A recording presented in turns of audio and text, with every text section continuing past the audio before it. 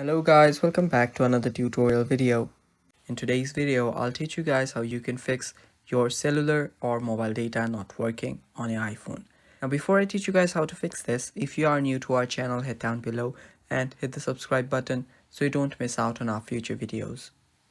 Now let's get started. So first, make sure that you've turned on your mobile data.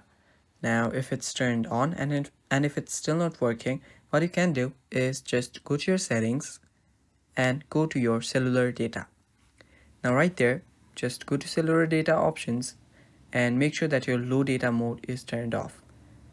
Now this might not cause a huge impact, but your low data mode does reduce your cellular data uses.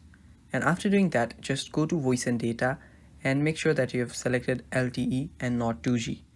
Now after you've done both of those, and if you still have a problem with your mobile data not working, what you'll have to do is just scroll down till you find the general option. Now tap on general and navigate to the transfer or reset iPhone. Tap on it and there you will see the reset option. Tap on reset and you'll have to reset your network settings.